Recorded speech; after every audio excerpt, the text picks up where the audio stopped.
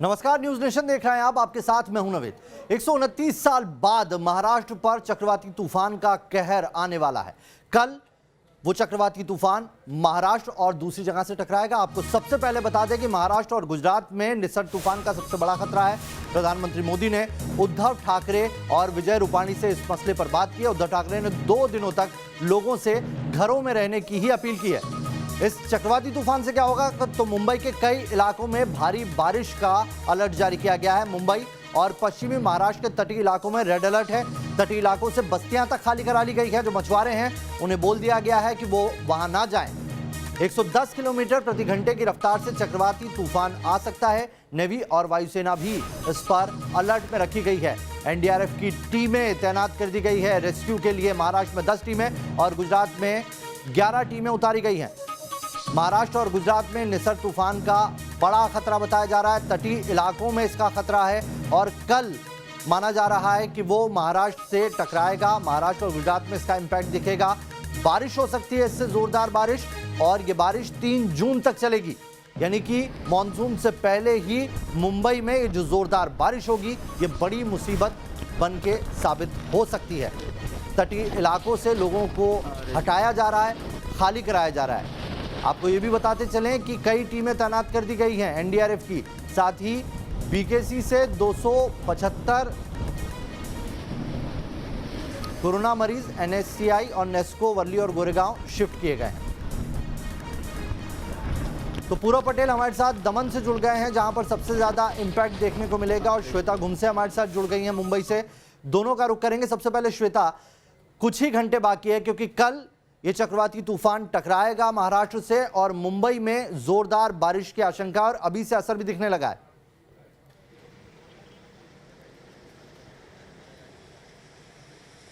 बिल्कुल नावेद, आपको बता दें एक ताज़ा जानकारी है कि मुंबई से 300 किलोमीटर दूर अब जो निसर्ग तूफान है वो दस्तक देने वाला है। आपको बता दें कि पूरी तरह से बीएमसी और महाराष्ट्र सरकार जो है वो तैनात है, और इसी के साथ में 15 एनडीआरएफ की टीम, 4 एसडीआरएफ की टीम और विशाखापट्टनम से 5 और टीम जो है वो एयरलिफ्ट मुंबई को होने वाली है। तो तकरीबन ये मान लिया जाए कि सुरक्षा के इंतज़ाम से पूरे जो है वो पुख्ता इंतज़ाम बनाए गए हैं। आज खुद मुख्यमंत्री उद्धव ठाकरे ने प्रधानमंत्री नरेंद्र मोदी से बातचीत की, गृह मंत्री अमित शाह से बातचीत की, और ये बातचीत में साफ तौर पर केंद्र की ओर से पूरा सपोर्ट जो है वो महाराष्ट्र को बताया गया है। लेकिन यहाँ पर यदि आपको बता दें कि 300 किलोमीटर की दूरी पर जो निसर्ग तूफान है वो अब दस्तक दे चुका है। दोपहर में यदि कल की बात करें तो 3 जून को ये दोपहर में 3 बजे तक जो है वो निसर्ग तूफान पश्चिमी तटीय किनारों को जो है वो टकरा सकता है। 129 साल का ये सबसे खतरनाक तूफान माना जा रहा है। मुख्यमंत्री खासतौर पर उद्धव ठाकरे ने साफ कहा है कि मछुआरों को जो है वो 2 दिन तक जो अपने घरों में ही रहे। यदि प्रशासन उन्हें गुहार लगाता है कि वो अपने घरों से बाहर ना निकले, और यदि सुरक्षा के तौर पर यदि उन्हें कहीं और शिफ्ट किया जाए तो वो प्रशासन को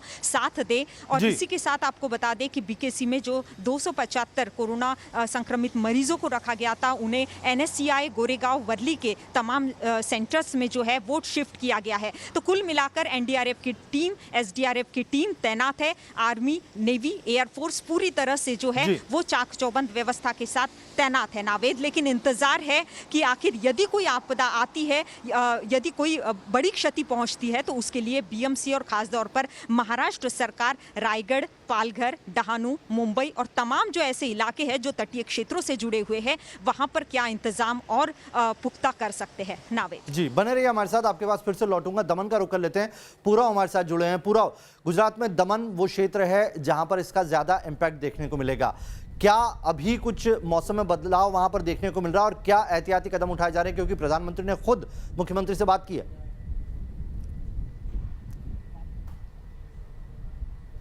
बिल्कुल नावेद, हल्की हल्की बूंदाबांदी हो रही है और तेज़ हवाएं चल रही है, लेकिन बताया ये जा रहा है कि दमन से ये जो साइक्लोन है निसर्ग वो क्रॉस होगा, यानी कि वो जब यहाँ से गुजरेगा तब जो हवाएं होगी वो 90 से लेकर करीब 110 किलोमीटर प्रति आवर होगी। तो जाहिर है प्रशासन ने भी काफ़ी एहतियात बरत के रखे हुए हैं। ख़ास तौर पर वलसाड़ और दमन के बीच में 5 एनडीआरएफ की टीम तैनात कर दी गई है और बाकी की 5 एनडीआरएफ की जो टीम है वो स्टैंड बाय पर है। एसडीआरएफ की जो टीम है वो भी स्टैंड बाय पर है। गांधीनगर में कंट्रोल रूम बनाया गया है और करीब 2500 से ज़्यादा लोगों को सुरक्षित जगहों पर दमन से खसेड़ा गया है। यानी कि जो कार्य है वो पूरा कर लिया गया है, लेकिन जो तटीय इलाके हैं, खास तौर पर दमन, वलसाड़, नवसारी और सूरत, वहाँ पर अलर्ट जारी किया गया है और वहाँ पर एनडीआरएफ के साथ साथ गुजरात पुलिस के जवान भी मौजूद है और गांधीनगर के कंट्रोल रूम से गुजरात के मुख्यमंत्री विजय रूपाणी भी नज़र बनाए रखे हुए हैं। लेकिन ये जो निसर्ग साइक्लोन है, जब वो दमन और पूरे साउथ गुजरात के बीच से गुजरेगा, तब जो हवा का रुख होगा नावेद, वो करीब 90 से 110 किलोमीटर प्रति आवर होगा। तो जाहिर है जितने भी तटीय इलाके वाले लोग हैं वहाँ पर उनको सुरक्षित जगहों पर ले जाया गया है। और मैं ये कह रहा हूँ कि गुजरात सरकार के लिए ये दोहरी चुनौती होगी, क्योंकि कोरोना को लेकर गुजरात पूरी तरह से हाई अलर्ट पर है और एनडीआरएफ के लोगों को भी कहा गया है कि आप जब भी लोगों को सुरक्षित स्थानों पर ले जाए तब मास्क और सैनिटाइज़र का इस्तेमाल ज़रूर करें। ज़्यादा मास्क इसलिए दिए गए हैं कि अगर शायद किसी के पास ना हो तो उनको भी दिए जाए। आपको एक बात ये बता दूं नावेद के दमन, जहां पर मैं खड़ा हूं, वहां पर एक भी कोविड-19 का पॉजिटिव मामला नहीं है।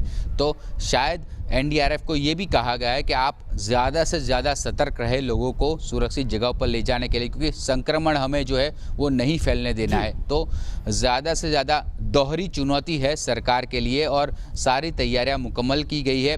कल दोपहर 11 से लेकर 4 बजे के आसपास जो है वो यहाँ से क्रॉस करेगा जो निसर्ग साइक्लोन है, और उसकी तैयारी भी है वो काफ़ी पुख्ता की गई है सरकार की ओर से। बहुत बहुत शुक्रिया पूरा आपका भी और श्वेता आपका भी, क्योंकि ये दोनों ही प्रदेश ऐसे हैं, गुजरात और महाराष्ट्र, जो कोरोना से सबसे ज़्यादा करारे हैं। और मुंबई वो शहर है जहां पर कोरोना का सबसे ज़्यादा दंश झेला है और अभी वहां पर निसर्ग एक दूसरी बड़ी मुसीबत बन के आ रहा है। मुंबई को निशाने पर लिए बैठा है निसर्ग। ये आफत है इस तरह की जो गुजरात, गोवा समेत मुंबई की तरफ बढ़ रही है और 100 किलोमीटर से ज़्यादा तेज़ रफ्तार से निसर्ग की हवाएं वहां पर चलेगी। निसर्ग तूफान के चलते तेज़ हवाओं के साथ भारी बरसात की भी आशंका जताई गई है और इसीलिए मौसम विभाग ने अलर्ट जारी किया है।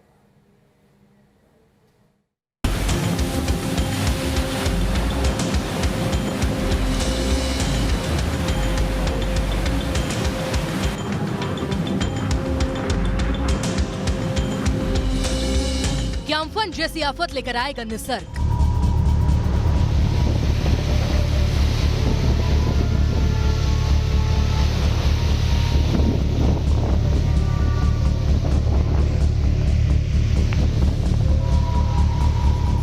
अम्फन ने कोलकाता पर कहर ढाया था, क्या मुंबई को निसर्ग दहलाएगा?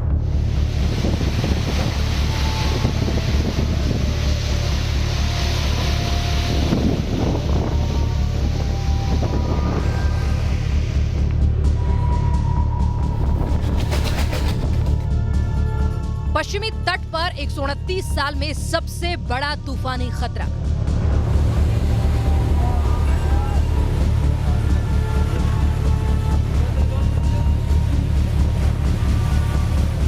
कोरोना ने मुंबई को अपने चंगुल में दबोच ही रखा था। किसी बीच कुदरत का कहर मुंबई की तरफ फन फैलाए बढ़ लिया है। नाम है निसर्ग तूफान। इस तूफानी खतरे की पहली खबर मिलते ही मुंबईकर का दिल धक से रह गया और जहन में उठा एक ही सवाल कि कहीं ये अम्फन जैसी आफत तो नहीं लेकर आएगा। अम्फन ने कोलकाता एयरपोर्ट को पूरी तरह तबाह कर दिया था। अम्फन की तूफानी ताकत ने कई शहरों में तबाही का तांडव किया था।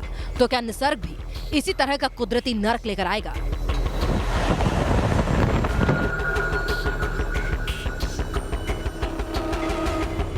अब तक निसर्ग तूफान के साथ चल रही हवाओं की रफ्तार 100 से 125 किलोमीटर प्रति घंटा है, लेकिन आशंका जताई जा रही है कि जब ये तूफान लैंडफॉल करेगा यानी तट से टकराएगा तो हवाओं की रफ्तार 100 किलोमीटर प्रति घंटा से कहीं ज्यादा हो सकती है। साथ ही समंदर में उठ रही लहरें भी 2 से 3 फीट ज्यादा ऊपर उठेंगी।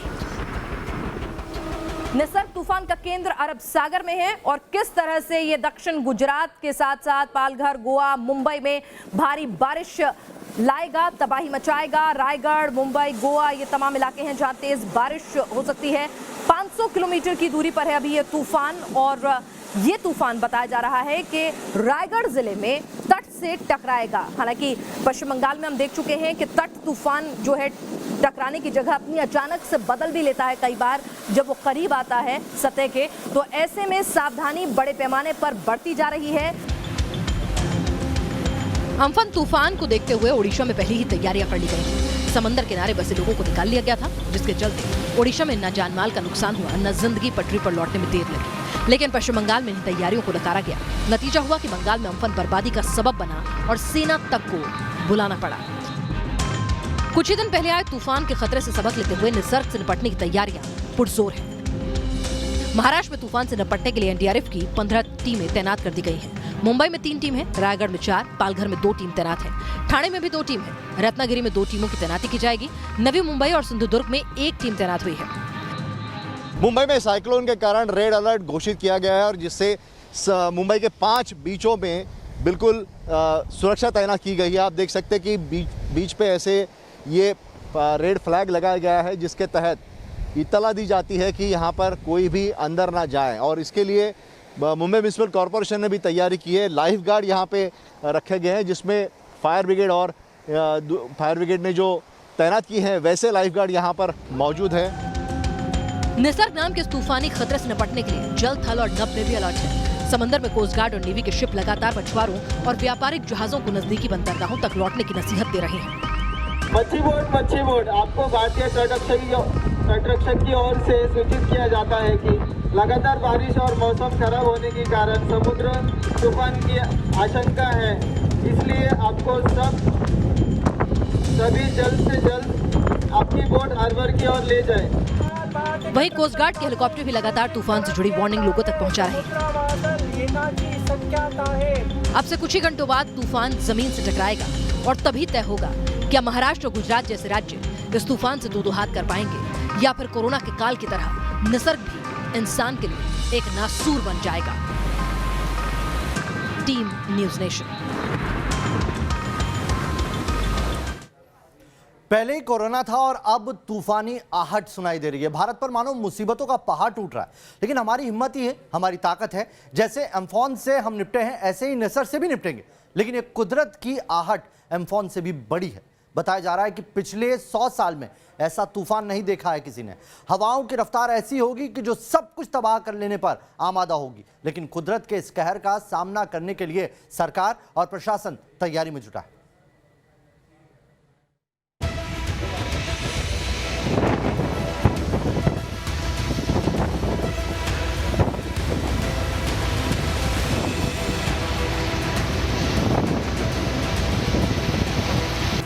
भगवान तेरी कैसी इच्छा, इंसान की अग्नि परीक्षा।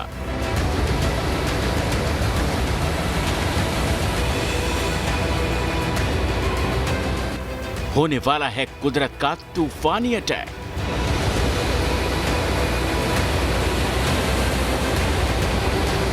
साइक्लोन निसर्ग का काउंटडाउन शुरू।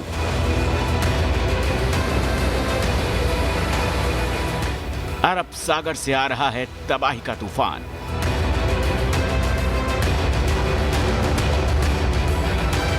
महाराष्ट्र गुजरात पर सबसे ज्यादा खतरा।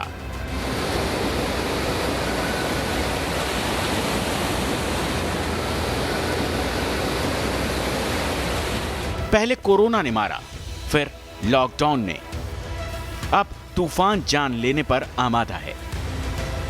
महाराष्ट्र में तूफान निसर्ग आहट देने ही वाला है। तूफान को देखते हुए पालघर जिले के समुद्री किनारों पर बसे गांवों और इलाकों को अलर्ट पर रखा गया है, क्योंकि माना जा रहा है कि ये तूफान बुधवार को दस्तक देगा। इसलिए इलाके को खाली कराया जा रहा है। सैंड का इलाका है, बड़ा बड़ा पेड़ और बिजली का पोल है। कोई भी साइक्लोन आ जाएगा तो उसको गिर के खतरा होने की संभावना है। हमारा पूरा टीम इधर तैनात है। उसको कई प्रकार की आपत्ति आ जाएगा तो उसको रिलीफ ऑपरेशन करने के लिए हमारा पूरा एनडीआरएफ का टीम 5 बटालियन का धनु में तैनात। कुदरत की इस अग्नि परीक्षा में सबसे बड़ा सवाल ये है, उन लोगों का क्या होगा जिनको विस्थापित होना पड़ रहा है। जान तो शायद बच जाएगी, लेकिन जिंदगी का कतरा कतरा काट कर जो घर बनाया था, उस आशियाने का क्या होगा। पालघर इलाके का 7 पाटी इलाका है और 7 पाटी में अगर बात करें तो कुल 27 गांव हैं, लेकिन किनारे जो समुद्री तट है उनके किनारे इस तरह के 5 गांव हैं और तकरीबन 3000 की बस्ती है, जिसे प्रशासन अब खाली करवाने को लेकर कमर कस चुका है और लोगों को जानकारी दे दी गई है कि वह अपने सामान, जो सूखे कपड़े हैं वो पैक कर लें, ड्राई फ्रूट्स पैक कर लें। प्रशासन ने लोगों को खतरे वाली जगहों से हटाना शुरू कर दिया है।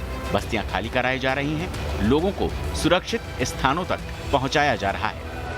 वो अम्फान का जो चक्रवात है वो सुपर साइक्लोन से फिर डाउन होके एक्सट्रीम सुपर साइक्लोन में आ गया था, सीवियर साइक्लोन में आ गया था, और यहाँ पर भी सीवियर साइक्लोन का है, जिसका विंड स्पीड एटलीस्ट जब लैंडफॉल करेगा 100 to 120 तक रहेगा। 100 to 120 तक अगर वाइंड का स्पीड रहता है तो उसमें कच्चा मकान, पेड़ और आपकी इलेक्ट्रिसिटीज या टावर्स, ये सब गिरने का चांसेस रहता है। जो इम्पैक्ट हुआ है देखा होगा आपने इम्फान के दौरान, तो वो इम्पैक्ट यहाँ पर हो भी सकता है। ये हैं जागृति पटेल, पति, बच्चे, सास, ससुर समेत कुल 8 लोग इनके घर में रहते हैं। 7 पट्टी इलाके में समंदर से सटा हुआ इनका घर है, लिहाजा चक्रवात से बचने के लिए सामानों की पैकिंग कर रही हैं ताकि सुरक्षित जगह पर पहुंचा जा सके। सरपंच लोग सब आए थे, उसने कहा कि सब घर पे सब खाली कर लो और दूसरे ठिकान पे जाके रहो, क्योंकि बादल आने वाला है तो कुछ नुकसान नहीं होने चाहिए। हम सब एक एक करके सब सामान बाहर निकाल रहे हैं और सब 8 लोग जाकर कहीं रहने वाले हैं। इलाका समंदर से सटा है, इसलिए अधिकतर लोग यहाँ मछली पकड़ने का काम ही करते हैं। इसलिए समुद्री तूफान को देखते हुए हर किसी को समुद्र में न जाने की हिदायत दी गई है। करके छोटे बच्चे, बुजुर्ग है, महिलाएं जो बीमार है, ऐसा और अपना जो सामान है, जो अपने सर्टिफिकेट या कुछ ऐसा, तो वो सामान लेके यहाँ पे हमने गांव वालों ने यहाँ के लोगों के लिए हमारे जो समाज के मंदिर है, स्कूल है, वहाँ पे 2500-3000 हजार लोगों को रहने की सुविधा उधर उपलब्ध करने के हम सब किए। तूफान के साथ साथ इस दौर में कोरोना ने भी बड़ी मुसीबत खड़ी कर रखी है। ऐसे में विस्थापित लोगों के साथ साथ कैसे कोरोना से बचाव होगा, इसके लिए सोशल डिस्टेंसिंग का पालन कैसे किया जाएगा, ये भी बड़ी समस्या है। लेकिन वक्त मुश्किल है, ऐसे में कोरोना के साथ साथ निसर्ग से भी डरना नहीं है, बल्कि इससे निपटना है। पालघर से शैलेंद्र सिंह के साथ टीम न्यूज नेशन। आइए अब आपको बताते हैं कि पिछले साल से अब तक अरब सागर कितना वोलेटाइल रहा है और यहाँ अब तक कितने तूफानों ने तबाही मचाई। अरब सागर में सबसे पहले 10 जून, जी हाँ ये देखिए, अरब सागर में सबसे पहले 10 जून को चक्रवाती तूफान वायु ने दस्तक दी थी और इसके बाद हिक्का तूफान आया था। 22 सितंबर 2019 को चक्रवाती तूफान ओमान से भी ये टकराया था। इसके बाद क्यार तूफान आया था, 2 नवंबर 2019 को ये आया था और सुपर साइक्लोन की श्रेणी का था, सोमालिया से भी जाकर टकराया था। वहीं महा तूफान आया 30 नवंबर 2019 को, चक्रवाती तूफान की कैटेगरी का था और ये इसका रूट कुछ इस तरह का रहा था।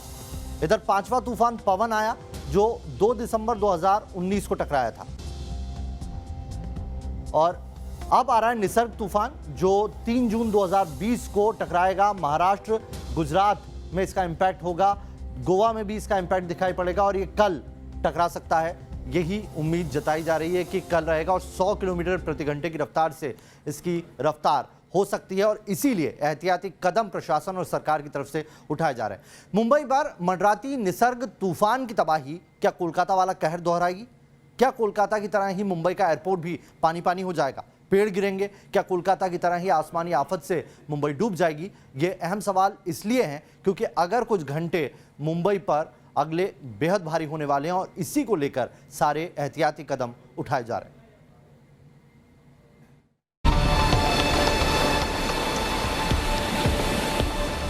जब बारिश का फेल हुआ ब्रेक तो डूब गया कोलकाता शहर। रनवे पानी पानी हो गया, हैंगर जलमग्न हो गया। हवा और बारिश के डबल अटैक से कोलकाता में कोहराम मचा था। तो क्या कोलकाता के बाद अब बारी है मुंबई की? क्या कोलकाता की तरह मुंबई का एयरपोर्ट भी डूब जाएगा? मुंबई का रनवे और हैंगर क्या निसर्ग के कहर से बच पाएगा?